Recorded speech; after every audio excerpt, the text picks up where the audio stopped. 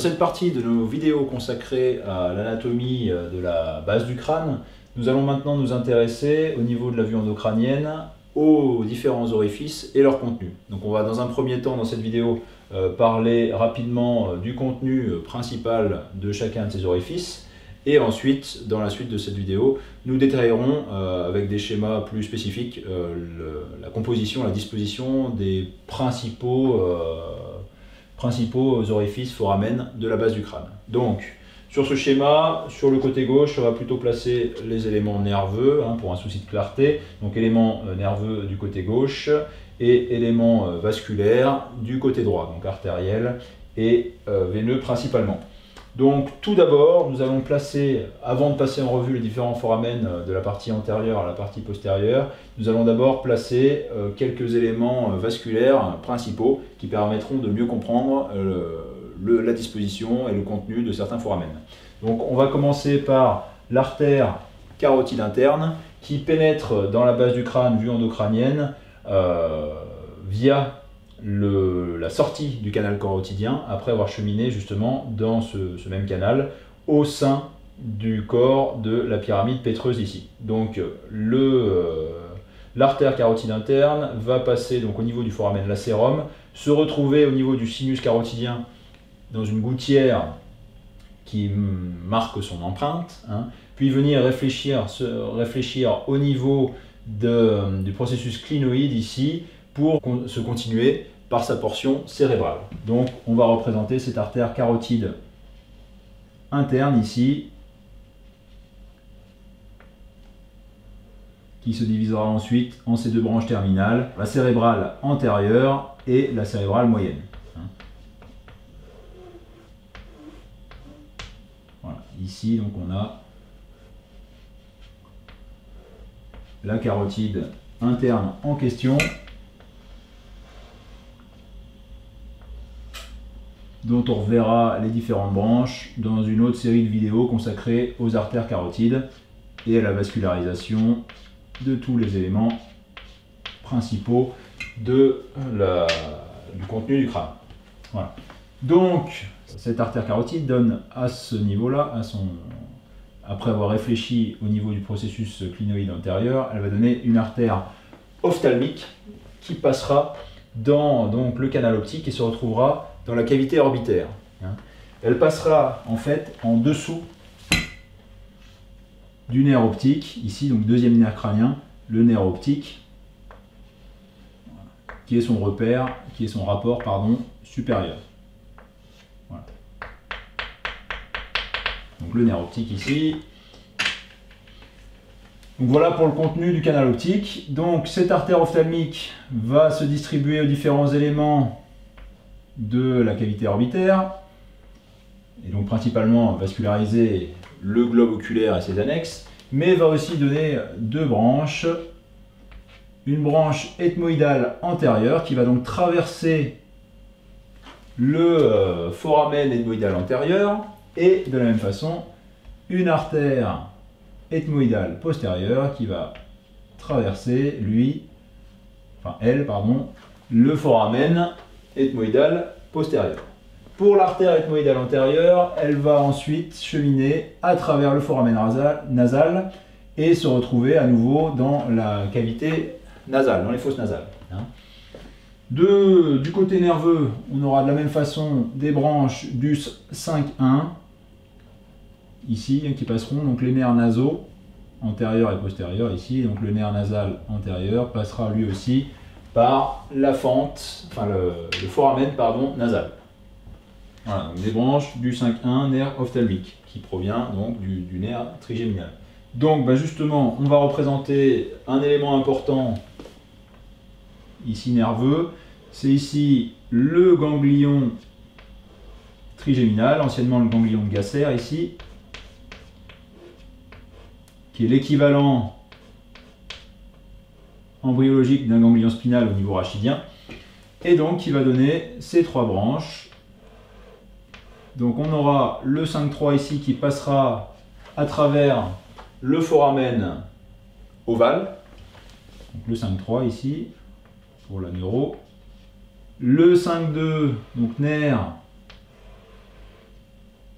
maxillaire 5,2 qui passera le foramen rond. Et ensuite, le 5,1, donc le nerf ophtalmique, qui lui aussi se distribuera au sein de la cavité orbitaire, sur un territoire à la fois dans la cavité orbitaire, mais aussi, et dans les fosses nasales, mais aussi au niveau de la face. Je ne rentre pas dans les détails ici. Le contenu nerveux de la fissure orbitaire supérieure, il est aussi composé des nerfs, on va dire, de la motricité extrinsèque de l'œil. Donc le 6, nerf abducens, le 4, nerf trochléaire, anciennement pathétique, et le nerf oculomoteur, le 3. Voilà pour le contenu nerveux de la fissure orbitaire supérieure. Contenu nerveux toujours, on revient sur la lame criblée de l'ethmoïde, et ici on a effectivement le bulbe olfactif, du nerf olfactif, et du coup ce bulbe là donnera des filets nerveux qui traverseront les différents orifices de la lame criblée de l'ethmoïde. En avant, on retrouve la fente ethmoïdale qui, elle, laisse passer des prolongements d'urmériens ainsi que des granulations arachnoïdes, et également ce qu'on appelle le nerf terminal et son ganglion. Donc le nerf terminal, d'après des recherches récentes, donc je vous mettrai les références dans la description de cette vidéo, le nerf terminal serait comme un petit nerf crânien accessoire qui innerverait l'organe voméro-nasal qui participerait à la perception des phéromones. Donc organe récessif visiblement chez l'homme, mais beaucoup plus développé chez certaines autres espèces animales. Voilà. Et ensuite, on a également donc, le foramen cecum qui lui contient une veine, qui est la veine fronto-ethmoïdale, et pareillement des prolongements d'urmériens, et c'est à peu près tout. Voilà pour l'étage antérieur de cette base du crâne, vue endocrânienne. Donc, on continue la description de nos différents orifices et leur contenu. La fissure orbitaire supérieure, d'un point de vue vasculaire, elle va contenir une branche de l'artère méningée moyenne. Donc, artère méningée moyenne qui passe à travers le foramen épineux, ici, et donc qui est une branche de l'artère maxillaire, elle-même branche terminale de l'artère carotide externe, et c'est pour ça que je mets une couleur différente pour bien distinguer son territoire. Et cette artère méningée moyenne, va donner une branche anastomotique qui va passer à travers la fissure orbitaire supérieure pour aller s'anastomoser donc avec l'artère ophtalmique. Autre contenu à ce niveau-là, on aura également la veine ophtalmique supérieure qui ira se drainer dans le sinus veineux caverneux, ici. Au niveau du foramen rond, on a également des veines dites de Nunn, quand elles existent. Donc c'est des veines qui relient le sinus caverneux avec le sinus ou le plexus veineux ptérygoïdien, qui est situé juste en dessous, dans la fosse sphénomaxillaire. Et de la même façon, au niveau du foramen ovale, on va retrouver une artère méningée accessoire, cette fois-ci, avec également des veines quand elles sont présentes.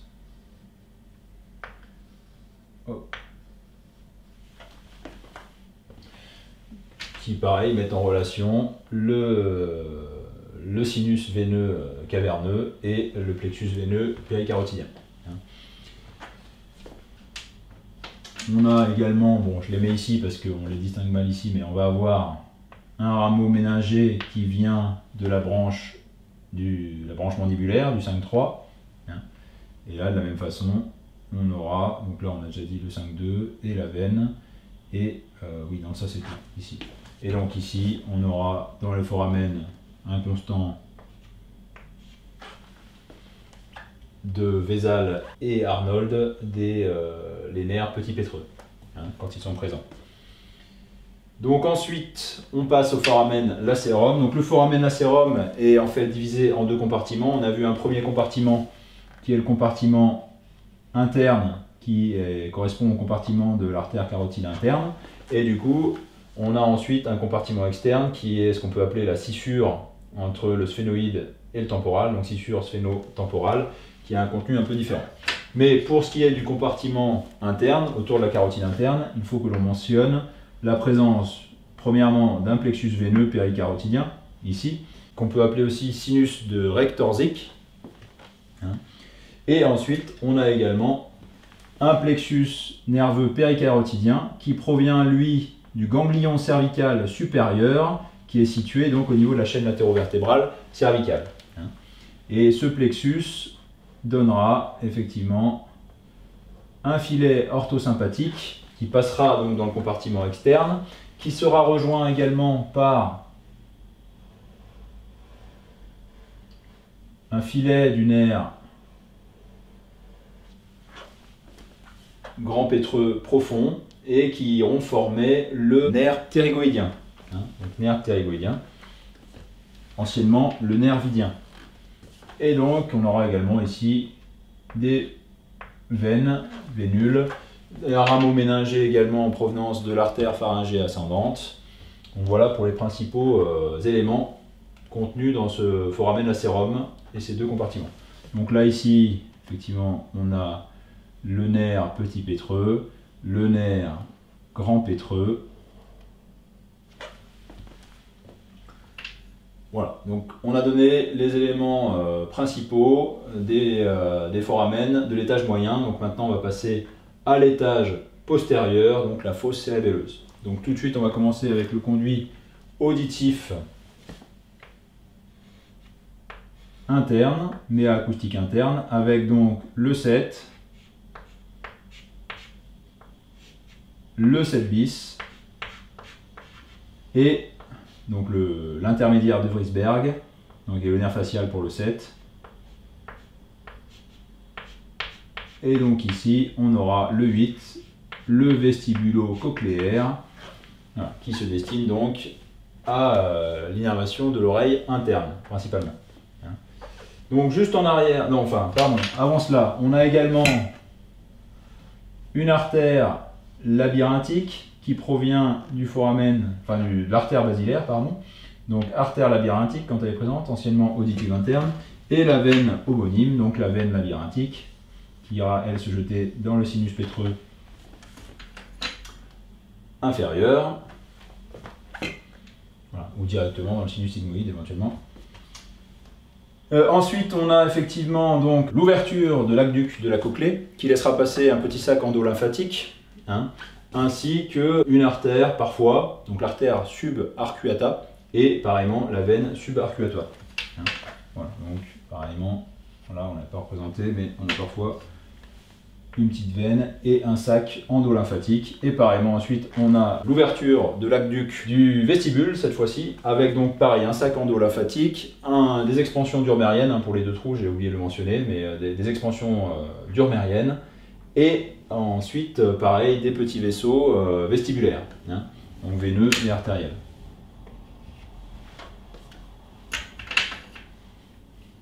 Ensuite, au niveau du foramen, enfin du canal de l'hypoglosse, ici, on a le 12e nerf crânien qui naît du bulbe, qui émerge du bulbe plus précisément. Donc ici c'est le 12e nerf, c'est le nerf hypoglosse pour la motricité de la langue. Et ensuite, donc dans ce canal, dans ce conduit, on aura également un plexus veineux tout autour du nerf et un petit rameau méningé, donc récurrent, qui ressortira, voilà, qui ira innerver les structures méningées en présence. Voilà. Donc ensuite, on passe au foramen jugulaire. Donc foramen jugulaire qui présente lui aussi, donc, comme le foramen lacérum, deux compartiments. Cette fois-ci, un compartiment postérieur et un compartiment antérieur. Voilà. Voilà. Et le compartiment antérieur est lui-même divisé en deux portions. Donc on a là ici la présence de ligaments dits occipitaux temporaux. Et du coup, alors, on va d'abord placer le contenu du compartiment postérieur, donc qui est en fait le contenu, qui est la terminaison pardon, du sinus sigmoïde ici, sinus veineux sigmoïde, qui est en continuité avec le sinus latéral, qui lui-même trouve son origine au niveau du confluent veineux des sinus de la base du crâne, anciennement le pressoir d'aérophile. Donc ici on recouvre le foramen mastoïde, qu'on déterrera de l'autre côté du coup.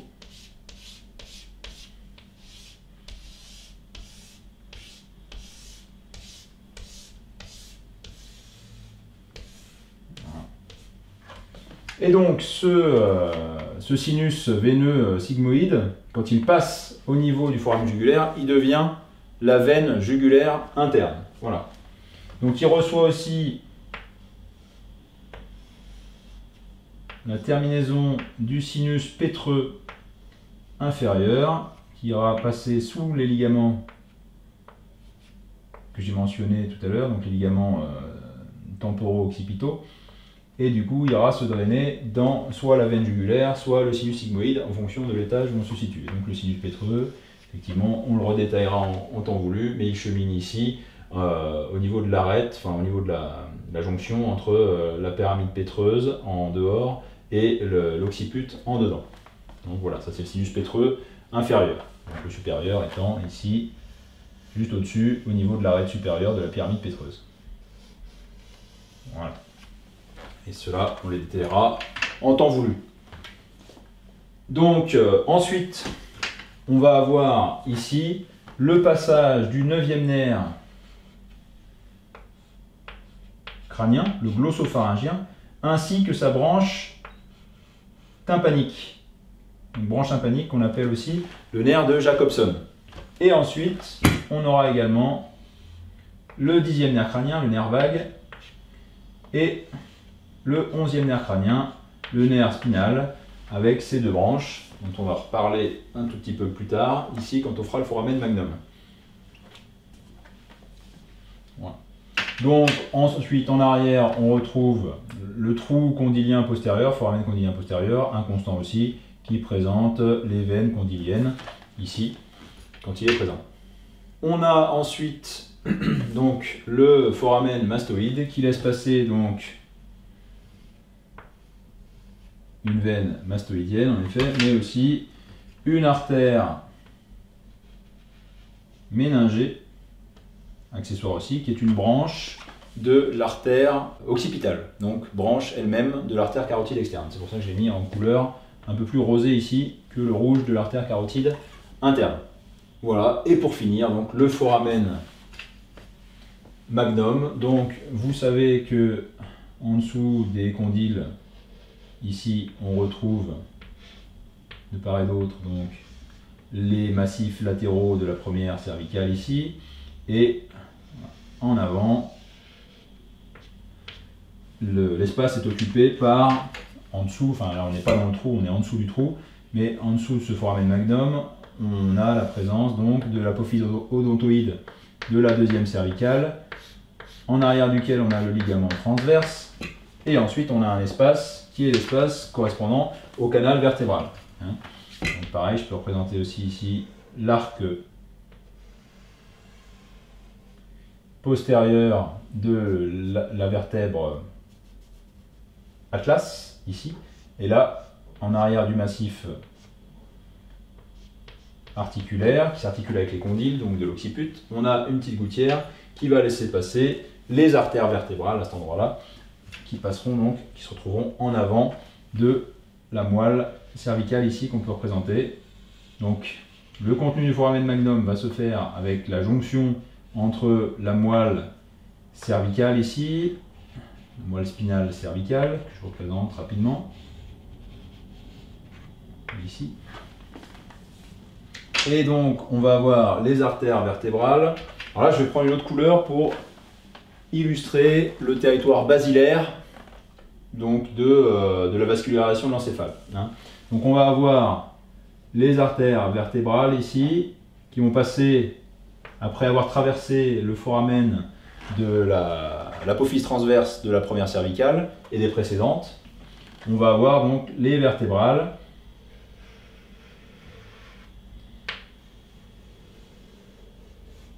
qui vont se réunir au niveau du processus basilaire de l'occiput, voilà, comme ceci, pour former l'artère ou le tronc basilaire, ici.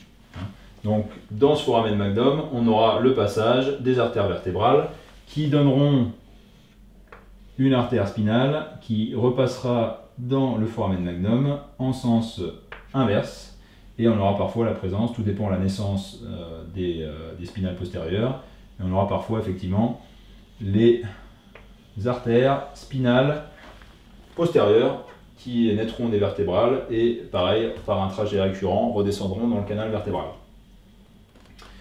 Donc on a également, avec cette jonction entre le bulbe du tronc cérébral et la moelle cervicale, on a les enveloppes méningées qui vont avec notamment la dure mère, qui ici sera adhérente au pourtour du foramen magnum, et ensuite sera souple dans le canal vertébral, mais surtout on observera donc le passage pareil, de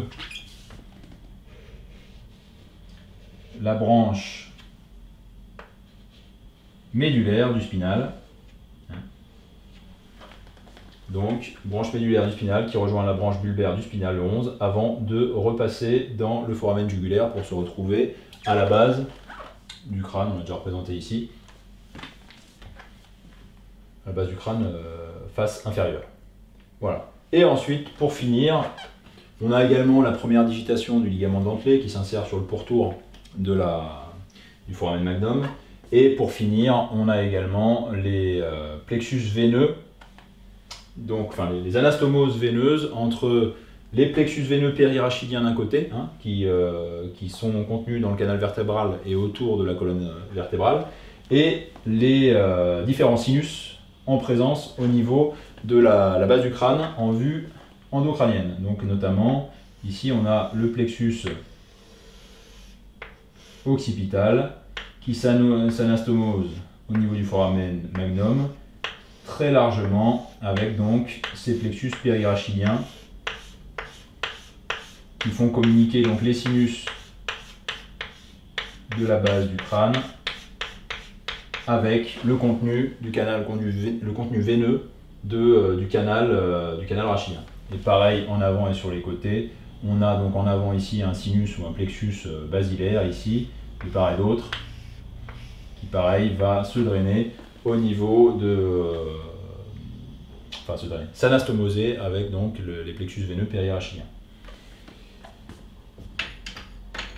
Voilà pour le contenu principal des différents orifices de la base du crâne en vue endocrânienne.